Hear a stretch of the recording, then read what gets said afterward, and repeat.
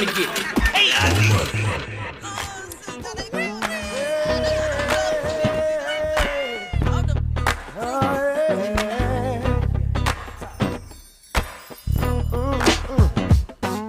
It sounds so good to me. You gotta get on up, baby. You gotta get on up now. Say it again, Joe, to see. Get on up. Oh, gotta get on up. You gotta get on up now. Wait a minute, let me tell you. Everybody grab somebody, turn his mother into a party. Fellas, take it ladies' hand. Ladies, go and choose your man. There's no need to be afraid. Friday night, let's all get paid. Positive is the attitude. Negative is not the move. I'm Tavis Smiley, and I'm pleased to have you hanging out with us in the second hour of our program today. On the B side of this hour, as promised, a conversation with the co-founder and president of Higher Heights of America PAC, Glenda Carr, about women in public office. More to the point, how we go about increasing the number of women in elective office and what the value proposition is of doing so. We talked to Glenda Carr on the backside of this hour. We commenced this hour with our friend and brother, John Nichols, national affairs correspondent for The Nation magazine. I just saw John in Chicago a couple of weeks ago. It's good to hear his voice once again. John, how are you today, sir? Well, when I'm with you, I'm always good. You are kind. You are kind. You are kind. As a matter of fact, I just saw an email. I haven't had a chance to read it yet, but I saw the headline. Maybe I'm not putting you on the spot here. The tribute that The Nation did to Jesse Jackson in Chicago was recorded live on tape for C-SPAN, and I thought I saw something in my email. It's about to broadcast on C-SPAN. Is that correct?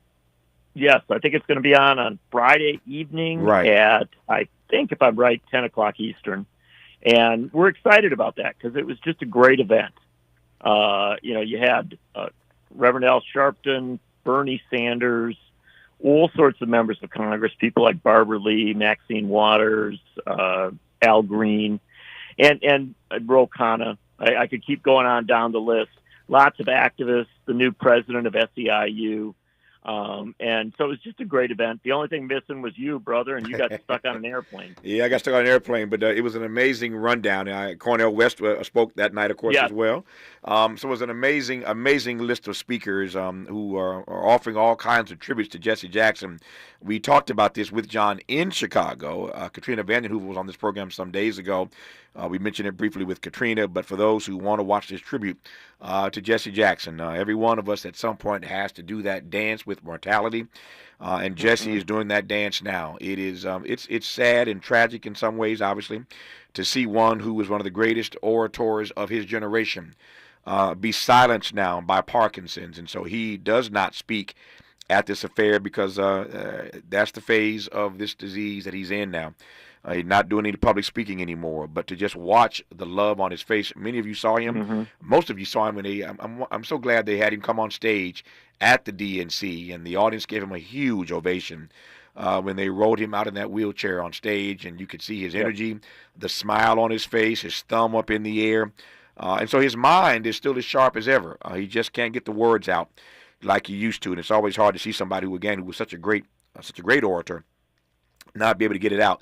But Friday evening, somewhere around 10 Eastern, you can watch this tribute to Jesse Jackson that our friends at The Nation sponsored and spearheaded. John Nichols was the host that evening. Did a fine job, I'm told.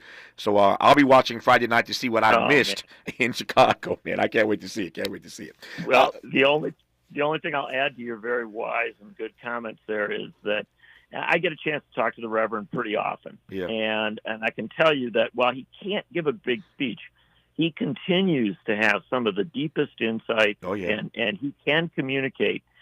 He's very much a part of the debate these days, and I will tell you, some of his thoughts on Gaza and international affairs are, not just as sharp as ever, but I think in many ways sharper. So he continues to contribute in amazing ways. And that night we were with him. It was just beautiful because everyone who came, not only did they speak, but they went over and, talked with him, interacted with him, and he was fully there. No, he got his mind sharp as ever, and I'm like you. I call in. I speak to him with regularity, and you're right. If you listen carefully, he's getting the words out, and his analysis is still there, but just not on the public stage like it used to be. And so I take your point. And I'm glad you nuanced that, because he can still get words out, just not in a public way. I digress on that. For now, want to make the most of these 25 minutes I have left with you. I want to go right to your piece that you wrote. That I read called "Trump is Losing Ground in the States Where He Was Once Competitive." Everybody sort of sees that. We're watching these maps, we're seeing these polls come out, and I think we all have a sense that he is losing ground. But you went more deeply into it. Tell me more about the ground he is losing, and whether or not that ground is significant enough to allow Kamala Harris an opportunity to slide in.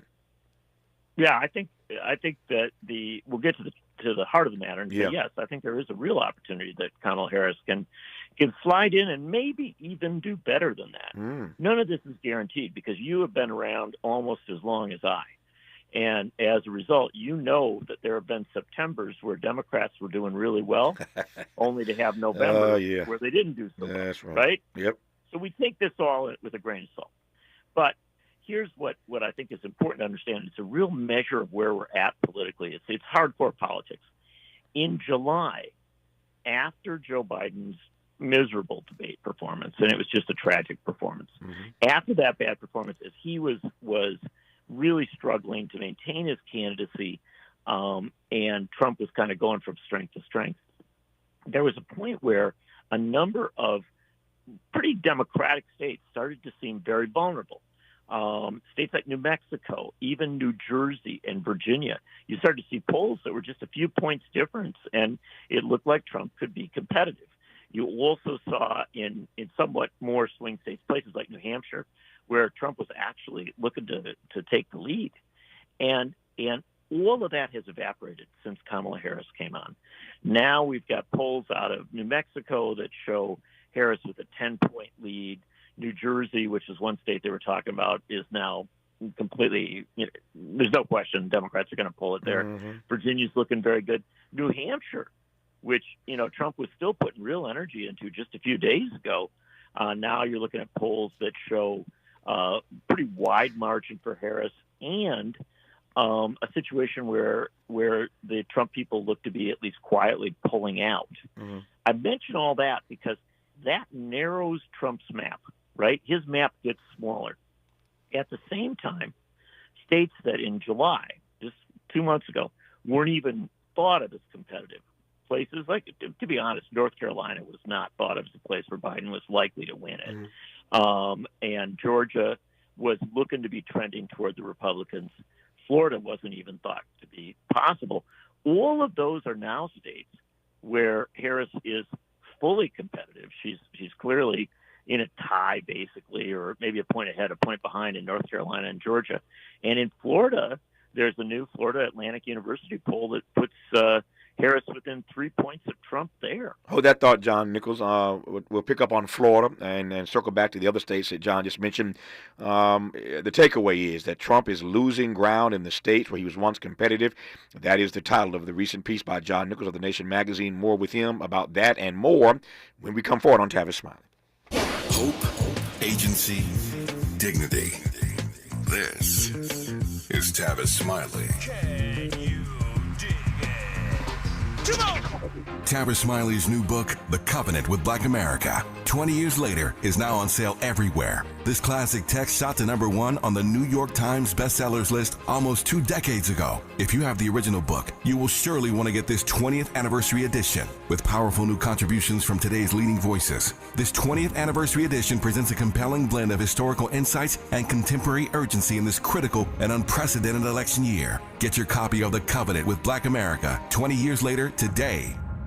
Make a move into a home of your own. With City National Bank's Ladder Up Home Loan Grant, you could receive up to $20,000 that you never need to pay back. Use it toward your down payment, save on closing costs, or to buy down your mortgage rate. Find out more at cnb.com/ladderuphome. City National, here for every stage of the journey. Property must be in a qualifying market in California, New York, or New Jersey. Additional terms and conditions apply. Not all applicants will qualify. Terms are subject to change without notice. City National Bank is an equal housing lender. Member FDIC. NMLS number 536994.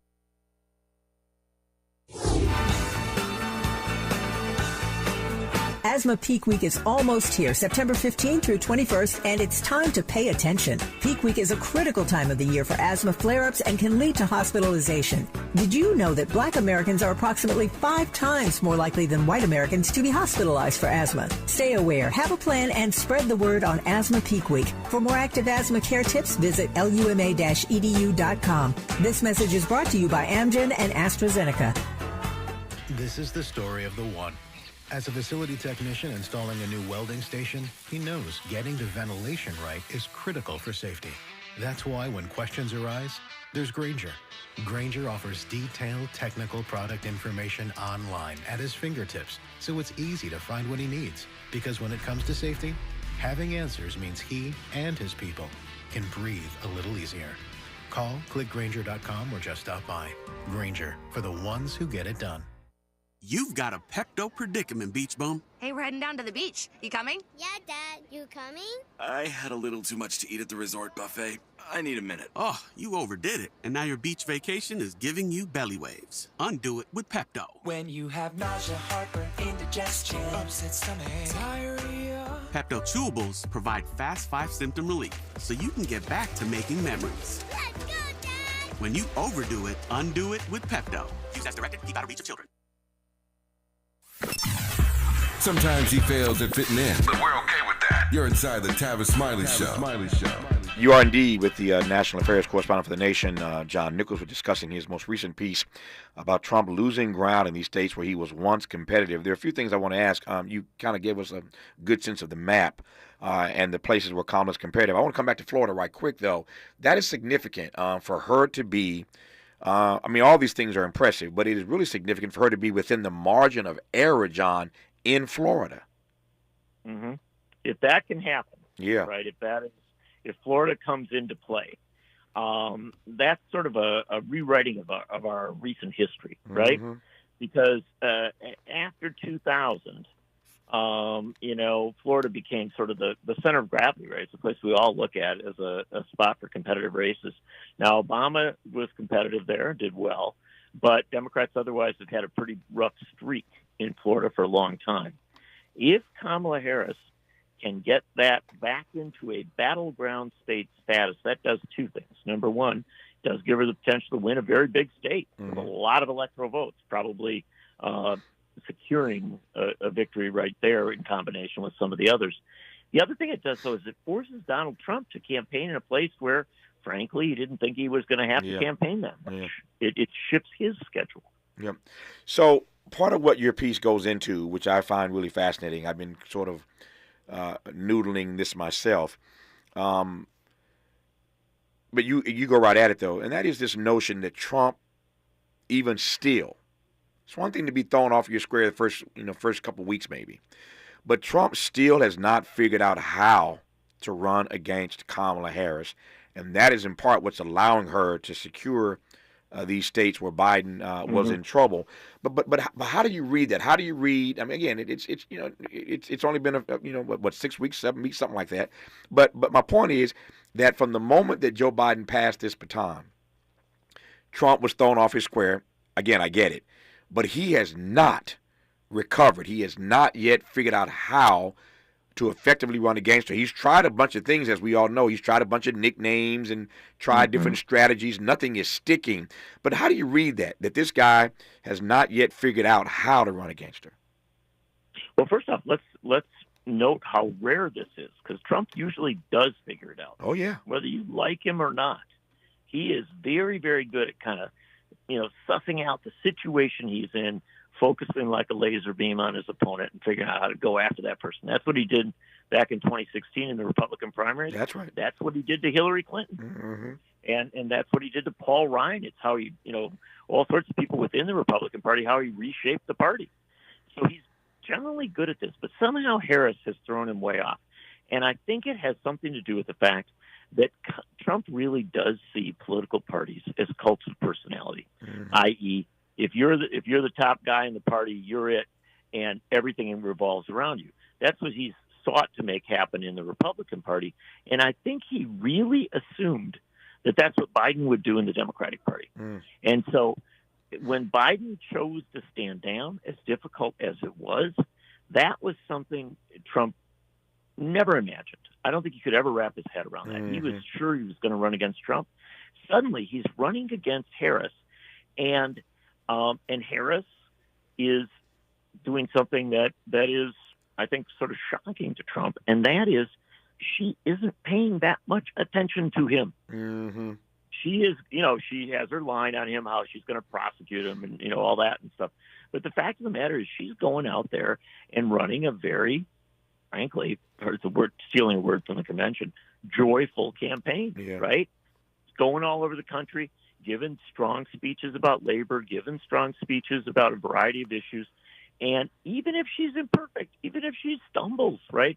Nobody does everything right all the time. Mm-hmm. The fact is she's had a very strong 6 weeks, and I think that's made it even harder for Trump to wrap his head around this. I think the other thing that's got to be driving him crazy, to your point, beyond the fact that she's just ignoring him when they ask her certain questions. I saw her on that CNN interview the other night, and Dana Bash asked her a couple of questions, and she gave a very pithy response and said, "Next question, please," which I thought was very effective. Just don't fall for the banana in the tailpipe. Vernon Jordan, a very quick story here. Vernon Jordan, who you recall very well, as this audience does. I was friends with Vernon Jordan. Loved that guy. Miss him deeply. But you recall during the Monica Lewinsky drama with Bill Clinton, because Vernon was his Clinton's consigliere and dear friend and golfing partner, and was involved in getting Monica Lewinsky a job at one of those companies in New York, or one of those fashion companies. I blank on the name of it right now. But Vernon Jordan was involved in all of this, right? And so Vernon Jordan was getting pulled into this Clinton drama with Lewinsky. And every morning there were reporters, as John Nichols would recall, camped out on his front lawn. There were reporters, tens of reporters every morning as this story is breaking and developing, camped out on the front lawn of Vernon Jordan. He'd walk outside every morning in the winter with his long trench coat on, his beautiful top hat, and say, "Good morning," got in his car and drove away. The next day, "Good morning," got in his car and drove away. And Vernon and I were having dinner one night, and I was telling him how funny I thought that was. He said, "Tavis, here's the lesson that too many people in our game don't understand. You never have to answer a reporter's question on their terms, because they're yelling questions at you or because they're posing questions to you. You don't ever have to answer questions on their terms if you choose not to do so." So for me, it was just a matter of saying good morning, ignoring them, and going on about my business. I thought about that the other night when I saw Kamala very deftly handle that question from Dana Bash and say what she said, literally very quickly, and then next question. So it's not just that Trump hasn't figured out how to run against her, and that's got to be driving him crazy. It's also that she's dominating the news cycle. Nobody dominates the news cycle against Donald Trump. How do you read that part, John Nichols? Well, let's throw another thought in here, just coming off what you were just saying. We know that Trump hasn't figured out how to run against her. Maybe she has figured out how to run against him. Right? Yeah. The light bulb goes off. Yeah. And so you're right, being dismissive of his absurdities. And remember, the question you're talking about there was this suggestion that she somehow became black, right? Right. And she's very smart not to go down that track and not to, spend who knows how much time letting Trump define that as an issue. That's right. And so pushing things aside, moving forward, and I think this is the critical thing. At this point, Harris and Walz are running a very, very busy and ambitious campaign, right? It's almost a campaign that says, Donald, heard a lot from you over the last 9 years. You've been very, very noisy, very, very present. And really would love to spend some time here, but just don't have time for you right now. I'm off to Pittsburgh. I'm off to Detroit. I'm off to L.A.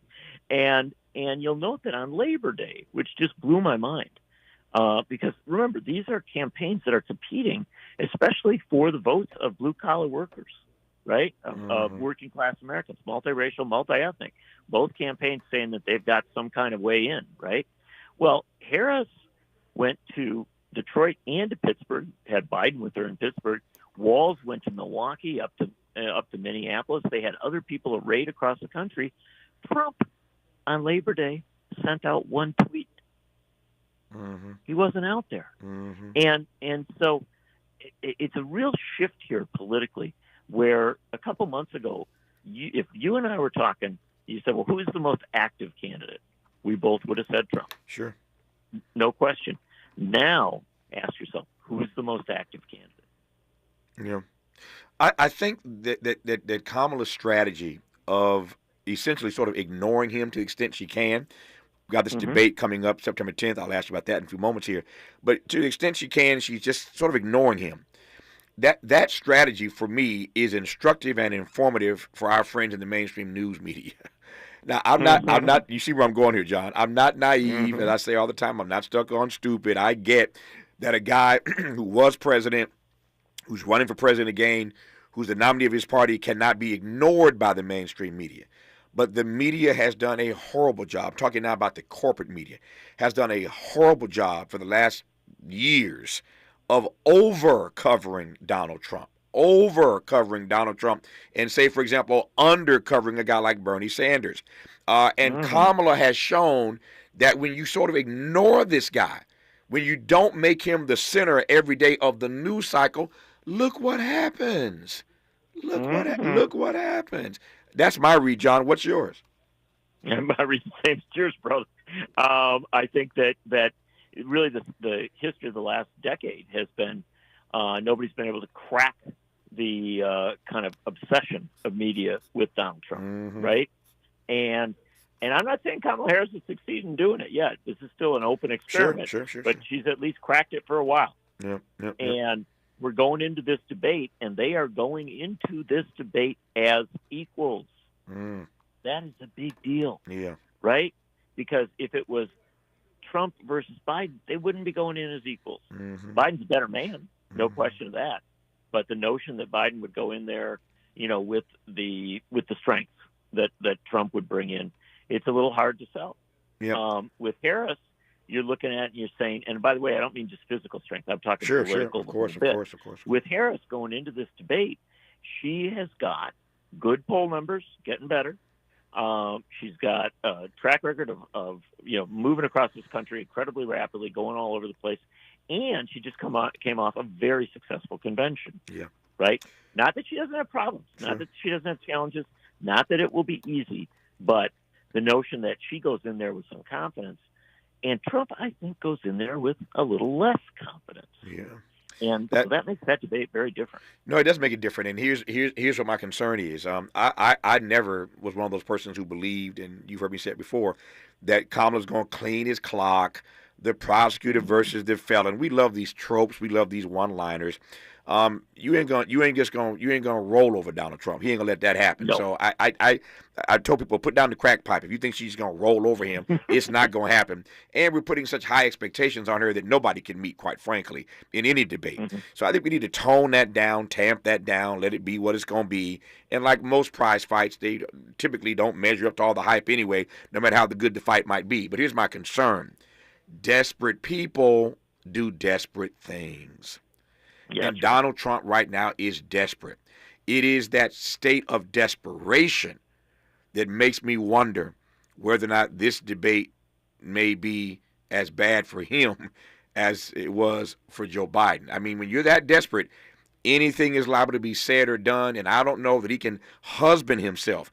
He's sort of licking his wounds right now. He's not the center of the news cycle. All that we've just said. I'm scared that desperation might, and I say not scared for him, maybe scared is the wrong word.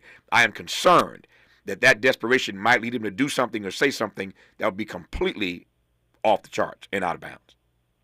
Well, I mean, that's the fact that you're raising that is significant right in and of itself. That prospect's on the table. Now, here's the bottom line on Trump. Right. He has always taken debate seriously. This is an interesting thing about him. Back when he was running for that Republican nomination, his whole focus was on those debates. That's really how he advanced himself as a candidate. When he was debating Clinton, remember, he had the whole Access Hollywood thing hit right before the debate. He didn't give up. He came in with, all sorts of women who had things to say about Bill Clinton.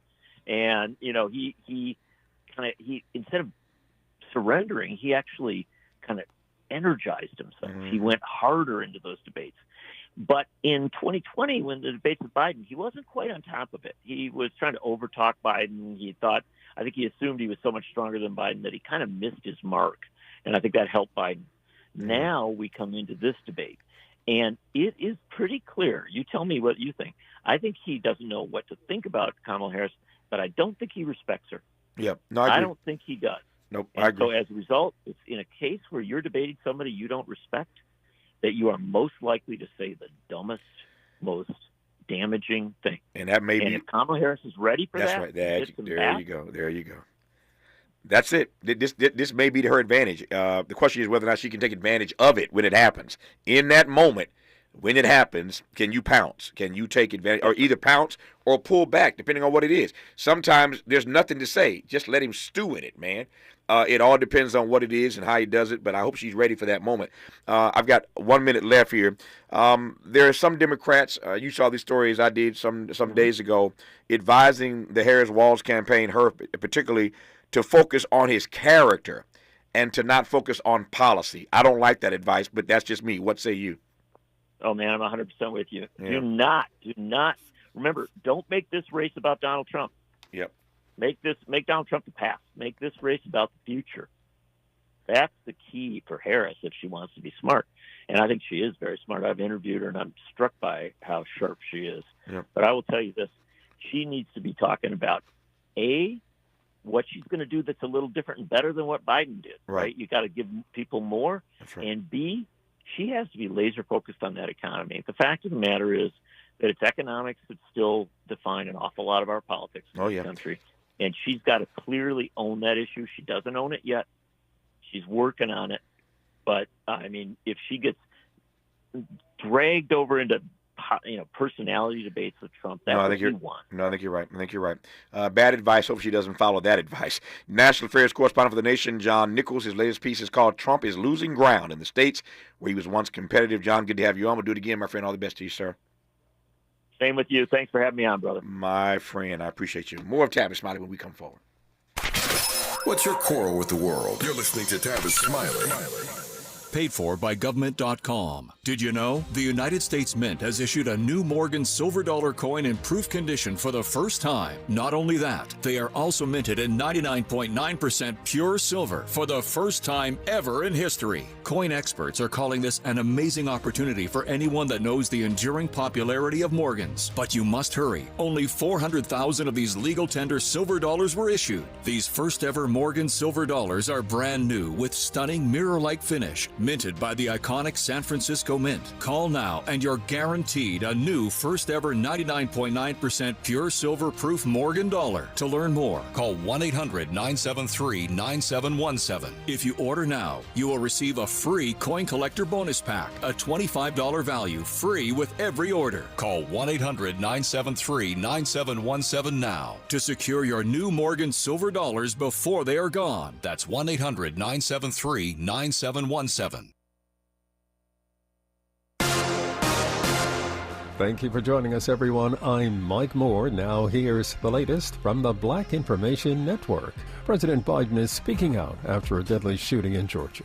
A 14-year-old student entered a high school yesterday morning with an AR-15 style weapon, killing 2 students and 2 teachers and sending 9 others to the hospital.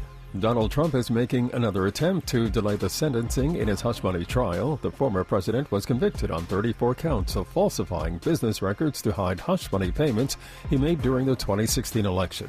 Buffalo Bills safety Damar Hamlin is going to be in the starting lineup for the team's season opener against the Arizona Cardinals. The African-American player hasn't started a game since he suffered cardiac arrest during a Monday Night Football game in January of last year. And that's the latest. I'm Mike Moore from your 24/7 news source, the Black Information Network, and BINnews.com. Bank of America has powerful digital solutions for local and global businesses, so you can make every move matter. Visit bankofamerica.com/banking for business to learn more. Bank of America, N.A., copyright 2024. This is the KBLA Sports Minute with Ray Richardson. The LA Sparks took on the WNBA's hottest team last night, the Indiana Fever. Not a bad effort by the Sparks in front of a sellout crowd in Indianapolis. They lost by 7, but were victims of of another outstanding performance by Caitlin Clark. Clark put up her second triple-double of the season with 24 points, 10 rebounds, and 10 assists. Clark is only the fifth player in WNBA history to have multiple triple-doubles in the same season. Fifth straight win for Indiana. The Sparks are 7-26. The Angels pounded the Dodgers 10-1 in Anaheim. The Dodgers still lead San Diego by 4.5 in the NL West. The NFL regular season kicks off today. Baltimore at Kansas City. Lamar Jackson versus Patrick Mahomes, the top two players in the NFL. Both quarterbacks have won 2 MVP awards. A marquee attraction to open the season, 5:20 p.m. kickoff on NBC. No debates, no speculation, just the info you need. That's your KBLA Sports Minute. I'm Ray Richardson on KBLA Talk 1580. We've got a lot to talk about.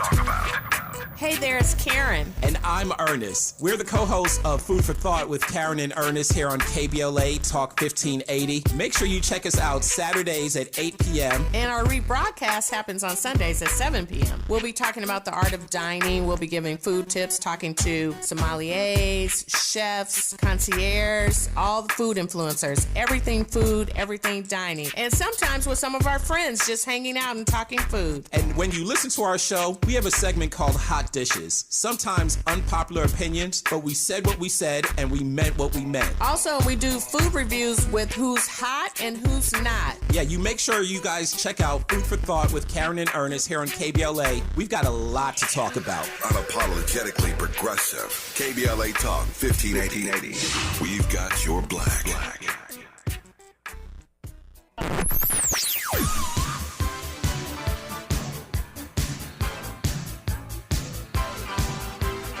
This is KBLA Talk 1580. Talk radio that's music to your ears.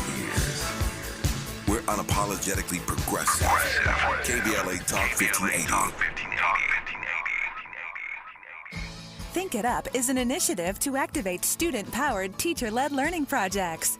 Students and teachers, how can you spark great learning experiences in your classrooms today? Join at thinkitup.org.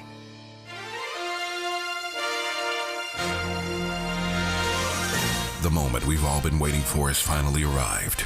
On Tuesday, September 10th at 6 p.m. Pacific Time, Kamala Harris and Donald Trump will square off in their first ever presidential debate. KBLA Talk 1580 and the Empowerment Congress are hosting a viewing party, and we're inviting you to join us for an evening of civic engagement, great food, and good vibes. Our studio space is limited, but if you would like to join us, just go to our website at KBLA1580.com and register for your chance to watch this historic presidential debate with us. Years from now, we're all likely to remember exactly where we were when this pivotal moment in American politics unfolded.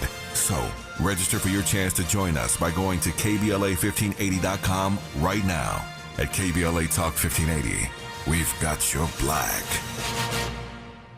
I spray and scrub, but the soap scum in my bathtub is still there. I spray and scrub, but the burnt sauce on my stovetop sticks around. Sprays can leave grime behind, but new Mr. Clean Ultra Foamy Magic Eraser combines the scrubbing power of an eraser with the cleaning power of Dawn to melt away tough messes on contact. Just wet, squeeze, and erase. Stop spraying, start erasing, and clean with more magic than ever with new Ultra Foamy Magic Eraser. Mr. Clean, Mr. Clean. Freedom is an endless meeting. So let's get back to it with Tavis Smiley. A conversation right now with the co-founder and president of Higher Heights of America PAC, Glenda Carr, about women in public office. More to the point, how do we increase the number of women in elective office, and what the value proposition is of doing so. Glenda Carr, good to have you on this program. How are you today?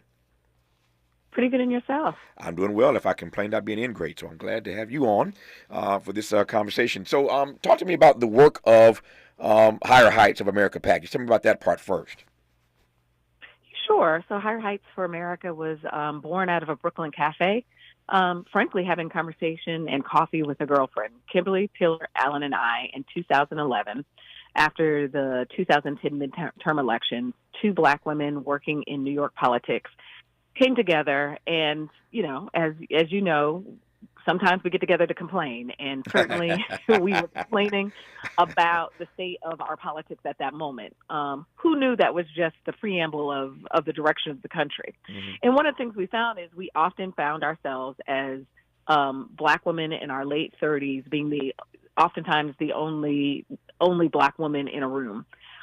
We didn't have the words that day, but what we were looking for was a political home uniquely designed, formed by Black women. We wrote the words higher heights down that day, and we wanted to move this country higher. As you know, Black women's organizing to the polls have been the margin of wins for particularly Democrats for decades, but Black women were not getting our return on our investment. And that return on our investment was seeing Black women in elected office. We were underrepresented and underserved at that time. And the many policies that we cared about, we often didn't see. And so over the last 10 years, we've seen incremental gains of the number of Black women running for office in America. Yep. My view, Glenda, is, just to be precise and to the point about it, my view is that Black women are owed a debt by the Democratic Party. And one doesn't just have to go back to Joe Biden's campaign being saved by Black women in South Carolina. One could go back, as you sort of intimated, to Fannie Lou Hamer. One could go back to Shirley Chisholm, Dorothy Height. I could do this all day long. But it seems to me that even in 2024, even with Kamala Harris as the nominee, the Democratic Party owes Black women a debt. If I'm right about that or you agree, tell me you agree and tell me what you think that debt is. Yeah. Well, I think there's a couple of pieces. We've seen some gains, and some of that work has been led by organizations like Higher Heights. Mm-hmm. Over the last 10 years, we've seen more Black-led political organizations engage in mobilizing Black women's political power, voting power, and frankly, opening up our pocketbooks to invest in Black women's leadership. That being said, let me just give you some stats. Mm-hmm. We do a annual report. It's called The Status of Black Women in American Politics. With the Center for American Women in Politics. So 10 years ago, there was just one Black woman serving as a mayor of a top 100 city. We now have 8. There were only 18 Black women serving in the House of Representatives. We now have 30 plus 1 in the U.S. Senate. There were just 241 Black women serving in state legislatures. One of the largest gains we've seen in 10 years. There's 383 Black women serving. We only had just 2 Black women serving in statewide executive offices. We now have 11. This is all based on, as you mentioned, a Chisholm effect. We've seen Black women building roadmaps that have allowed us to run, win, and govern at all levels. And we step into the 2024 season with a vice president that was uniquely prepared to step into a moment to galvanize energy centered by Black women's engagement, but frankly, showing that Black women, when we run for office, we build coalitions of voters that are not just Black voters, that we can govern constituencies that are not just Black constituencies. And although we're bringing our unique selves and our lived experiences to these elected leadership positions, when Black women sit at those decision-making tables, we know those decision-making tables make better decisions for all of America. There's your value proposition that I mentioned a moment ago. If Kamala is going to be, and clearly she is going to be, a standard bearer, putting that in air quotes, a standard bearer of sorts for the causes that you care about, namely getting more women into public office, African-American women into public office. If she's going to be some sort of standard bearer, how do you read her in that role? Well, one of the things that we've done is spent some time determining what are the issues that Black women care about. Mm-hmm. Oftentimes, I think you would agree when you have conversations about political parties, ideologies, from are you left to center, right of center, mm-hmm. progressive, conservative, mm-hmm. That oftentimes you hear people talking about a one issue that they care about. One thing that you can't say about Black women voters and Black women elected leaders, we sit at the intersection of multiple issues because we have to, mm-hmm. right? Black women want economically thriving, educated, healthy, and safe communities. Our research points to that. We care about reproductive freedoms, but the top of our piece is ensuring that, we are coming home and our children are coming home to safe communities and healthy communities. And that being said, when we hold our elected officials accountable, or what we like to say is how do you take our champions and create an environment for them to push bold policy platforms is that it really needs to look at a whole American, that Black women are looking for the next president to understand the intersectionality of how I live in my life, for the issues that are, as you know, politically polarizing at this time. Mm-hmm. It is important to Black women because we are, like, we may be debating it on social media. Black women are living these lives. We saw it yesterday, mm-hmm. right? We watched in real time a 14-year-old go in and shoot not only his classmates, mm-hmm. But teachers. And that sits at the intersection about states, communities. What does gun reform look like for our schools, but particularly for our urban centers? Yeah. What do you think? This is a broad question, and I'm asking unapologetically to give you some canvas on which to paint. What do you think that Black women in particular, bring uniquely to the table in political conversations, in these rooms where policy decisions are being made? Yeah, I would say it is the history that we bring and the lived experiences. Mm-hmm.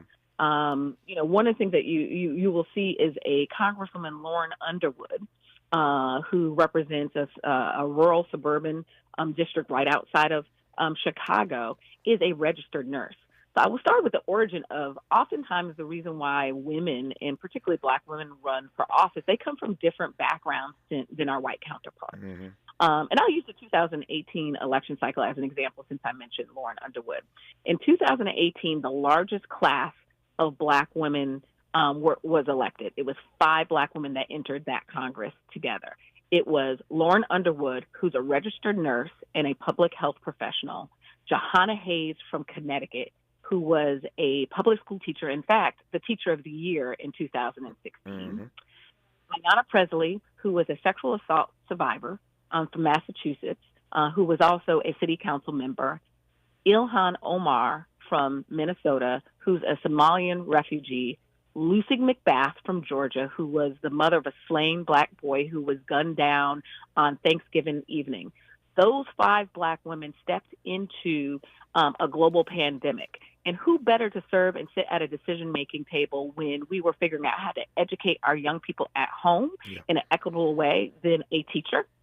Talking about a global pandemic and how we're keeping our folks safe than a registered nurse. Mm-hmm. A conversation grappling around George Floyd and continuing, murders of Black men and Black women across this country, then a mother of a slain Black boy. And then at a time when our local governments were struggling to figure out how they were going to meet budget gaps, and having a president that was talking about Muslim bans, than to have a state legislator and a city council person, and one being a refugee. Yeah. No, it's a problem. Those lived experiences is how they can come and bring that governing power on top of their education and their qualifications that they uniquely bring. No, it's a powerful point, a unique frame, and I take your point. When we come forward, I want to ask Glenda Carr about the issue. Somebody once said that money is the mother's milk of politics. They could not have been more right. And I'm curious as to what Black women encounter when they do decide to run when it comes to fundraising. What does that part of the story look like? We'll talk about that when we come forward with Glenda Carr, co-founder and president of Higher Heights of America PAC. You're listening to Glenda right now on Tavis Smiley. Interrogating and unpacking. That's what we do around here. You're listening to Tavis Smiley. We ask seniors how to prevent Medicare scams.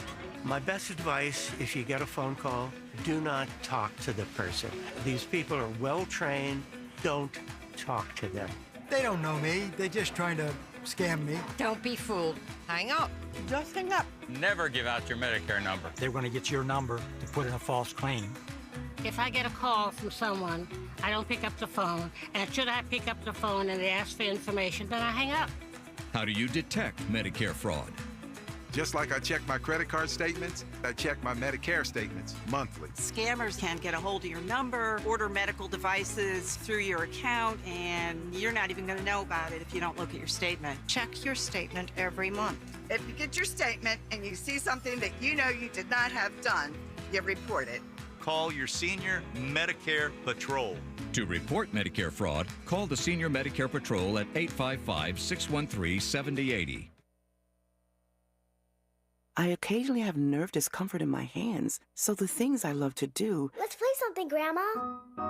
became difficult as I got older. If you have occasional stabbing and burning in your hands and feet, try Nervive Nerve Relief. Nervive's clinically studied dose of alpha-lipoic acid reduces occasional nerve discomfort in as little as 7 days with continued daily use. Say yes to healthy nerves with Nervive Nerve Relief. These statements have not been evaluated by the Food and Drug Administration. This product is not intended to diagnose, treat, cure, or prevent any disease. Febreze. As a rideshare driver, I love keeping my car smelling fresh and clean. So when I'm driving, I only trust new Febreze car vent clips, now with 3 times greater scent control, because it's that little touch that sets me apart. I can turn the intensity down for subtle freshness, or I can turn it up for when I want lots of scent. So whether it's set to low, medium, or high, with new Febreze car, I know my car's going to smell amazing, which keeps my driver rating right where it belongs. Picking up Oscar! The smarter way to clean your floors. It's time to make the swap. Swiffer Power Mop. Introducing the new Swiffer Power Mop, the all-in-one tool that gives you a mop and bucket clean in half the time. The solution's built right in, so no heavy bucket, and the pad has hundreds of scrubbing strips to get deep into grout. Don't mop harder, mop smarter. Swiffer Power Mop. Swiffer Power Mop.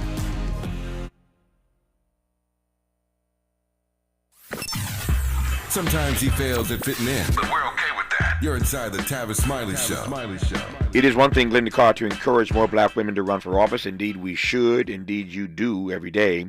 It's another thing when they need the resources, the financial resources, to make these campaigns work. Talk to me about that part. I note, as you know, that Kamala sorority, AKAs, have created their own PAC. So they're not just supporting her verbally or emotionally. They've started their own PAC to raise money to help Kamala Harris get across the finish line. But talk to me about black women running for office and the money piece.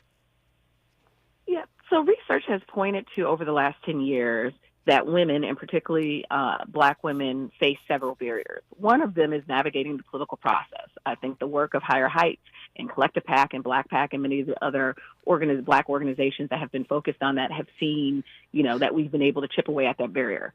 One of the other barriers is like access to money. At the end of the day, these campaigns have increasingly been multi-million, and frankly, this presidential is going to be billions of dollars being spent in an election cycle.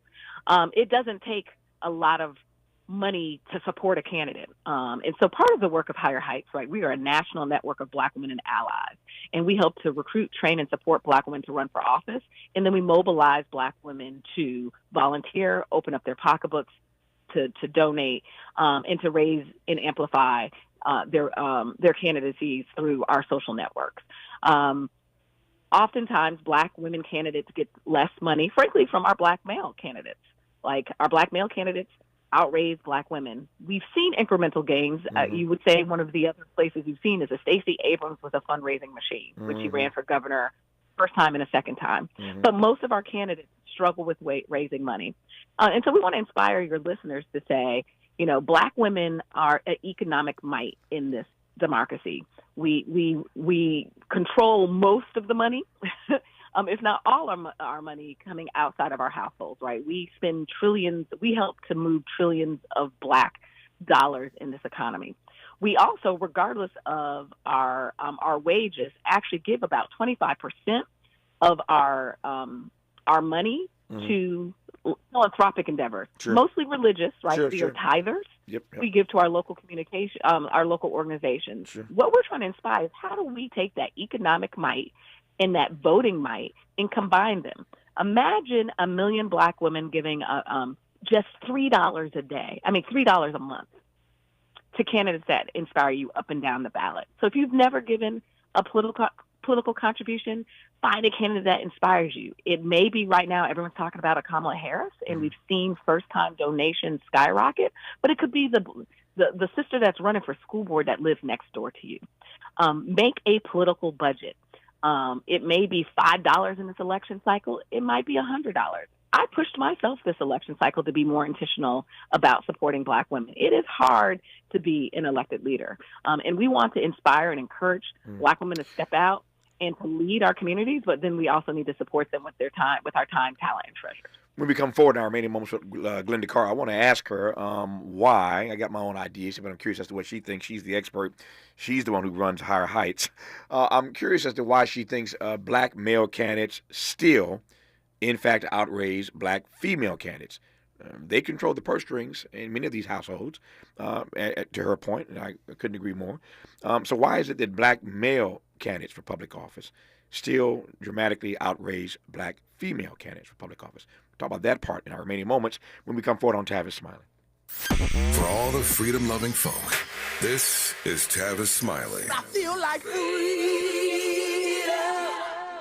If you're like me, 60 and retired, making ends meet, especially here at the supermarket and drugstore, is tough. I'm so blessed to have found benefitscheckup.org. It's a free and confidential website from the National Council on Aging that connected me to $1,200 a year in programs that help pay for food, medicine, utilities, and more. Maybe it can help you. benefitscheckup.org.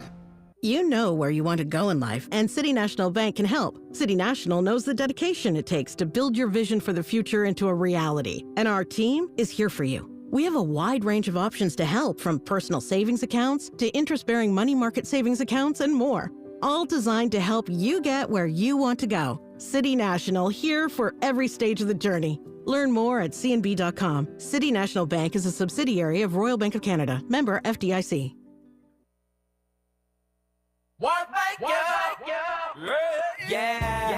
The California Crusader newspaper would like to thank all of our subscribers for their support throughout the years, proudly serving the South Los Angeles and South Bay areas for more than 40 years. The California Crusader is a multicultural, black-owned, adjudicated newspaper that focuses on providing newsworthy information to the people in our community. We're constantly looking for ways to assist businesses in our community to connect with our subscribers. We provide low-cost, effective ways to promote your business with our reasonable and affordable advertising rates. You can participate by suggesting, sharing, and submitting your stories on the California Crusader newspaper Community Share Facebook group page, or visit our website at cal-cruise-news.com. That's calcruisenews.com. Then click on the Submit Now button located on the top right corner of the homepage, or text CCN to 42828. Again, text CCN to 42828. The California Crusader newspaper, working together to build a better community for our future. Subscribe today. KBLA Talk 1580. We've got a lot to talk about. KBLA Talk 1580 believes in community empowerment. LA's 99 neighborhood councils form the grassroots level of the Los Angeles city government. The system was created to connect LA's diverse communities to City Hall. While neighborhood council board members are volunteers, they are also public officials elected to office by the members of their community. Neighborhood councils advocate on issues like homelessness, housing, land use, emergency preparedness, public safety, parks, transportation, and sustainability. They also provide local expertise on the delivery of city services to their various communities. Neighborhood councils are open to participation by anyone who is a part of the fabric of daily life in said community. This includes those who live, work, or own property or a business. If you are interested in stepping up to join your local neighborhood council, visit www.empowerla.org. That's empowerla.org. It's time to think globally, but act locally. This is a community call to action from KBLA Talk 1580.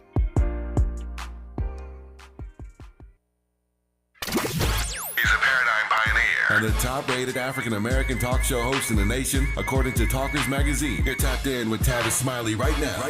Tavis Smiley and Glenda Carr, co-founder and president of Higher Heights of America PAC.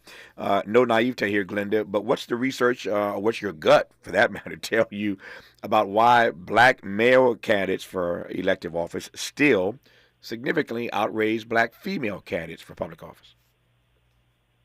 I would say that one of the barriers that we are still chipping away out is advancing and shaping a narrative about Black women leading at all levels of elected office. Mm-hmm. We've done a lot of chipping away at that.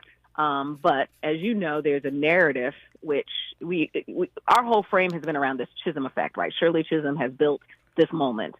We are now stepping into the Kamala Harris effect, right? We believe that post this election cycle, win or lose, you're going to see Black women excited about running for office and supporting Black women running for higher office.